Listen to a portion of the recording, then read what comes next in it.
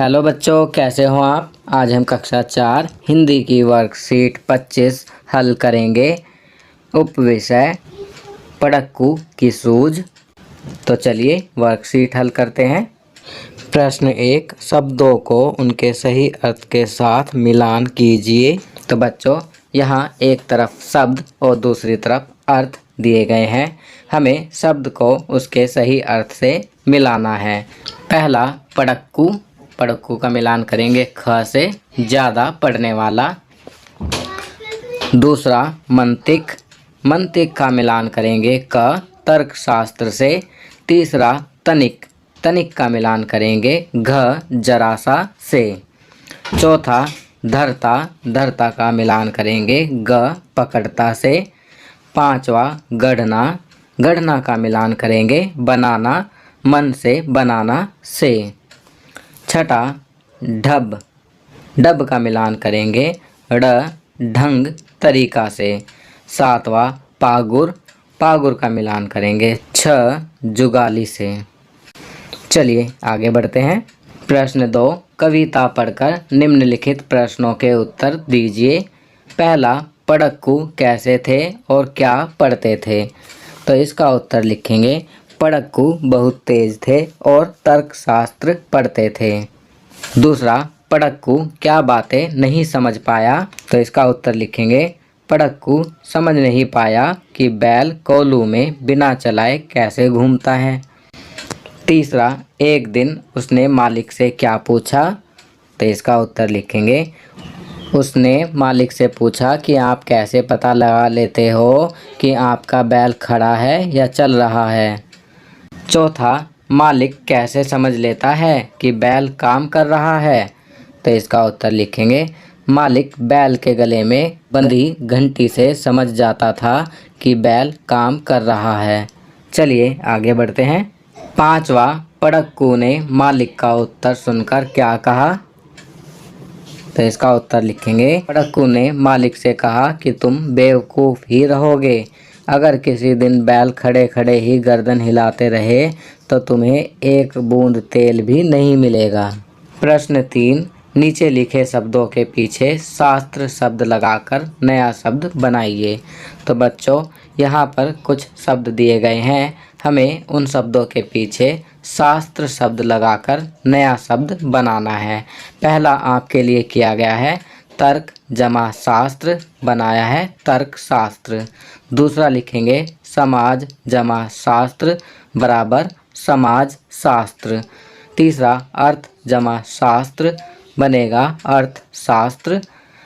चौथा राजनीति जमा शास्त्र तो बनेगा राजनीति शास्त्र। पांचवा चिकित्सा जमा शास्त्र तो बनेगा चिकित्सा शास्त्र। छठा पाक जमा शास्त्र बनेगा पाक शास्त्र। चलिए आगे बढ़ते हैं। प्रश्न 4, ड, ढ, ड़, ढ वाले दो शब्द लिखिए। ड वाले शब्द लिखेंगे डमरू, डगर। ढ वाले शब्द लिखेंगे ढक्कन, ढाल। ड़ वाले शब्द लिखेंगे घड़ा, खड़ा। ढ वाले शब्द लिखेंगे पढ़ना, चढ़ना। चलिए आगे बढ़ते हैं। अब यहाँ अध्यापकों के लिए निर्देश दिए गए हैं। छात्रों को प्रतिदिन सुलेख लिखने के लिए प्रेरित करें। कुछ पंक्तियाँ व शब्द उदाहरण के लिए अवश्य दीजिए। छात्र पाठ्यपुस्तक को पढ़ें व नए शब्दों का अभ्यास करें। तो बच्चों आपको प्रतिदिन सुलेख लिखना है, कुछ नए शब्दों का अभ्यास करना है। तो यह कार्य आप स्वयं करेंगे। आप अपनी पाठ्यपुस्तक पढ़ेंगे, सुलेख लिखेंगे और नए शब्दों का अभ्यास करेंगे। चलिए आगे बढ़ते हैं। संस्कारशाला छोटी छोटी पर बड़ी बातें। ज़्यादातर लोग अपनी गलतियों को दोहराते हैं, होशियार लोग अपनी गलतियों से सीखते हैं और हम में से सबसे चतुर लोग दूसरों की गलतियों से सीखते हैं। तो बच्चों यहाँ बताया गया है कि ज़्यादातर लोग जो होते हैं वो अपनी गलतियों को दोहराते हैं और जो होशियार लोग होते हैं वो अपनी गलतियों से सीखते हैं और हम में से जो सबसे चतुर लोग होते हैं वो दूसरों की गलतियों से सीखते हैं।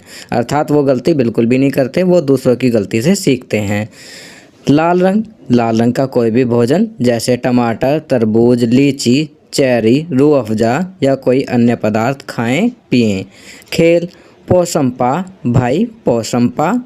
गतिविधि तुम्हारी बेहद याद आती है। विद्यालय पर 5 पंक्तियां लिखिए। चलिए आगे बढ़ते हैं। दैनिक दिनचर्या। निम्नलिखित आदतों को अपनी दिनचर्या में शामिल करें।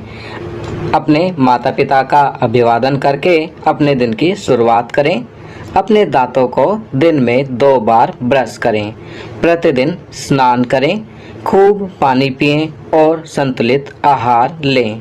अपने चेहरे को छूने से बचें और अपने हाथों को बार बार धोएं। अपना गृह कार्य समय पर पूरा करें।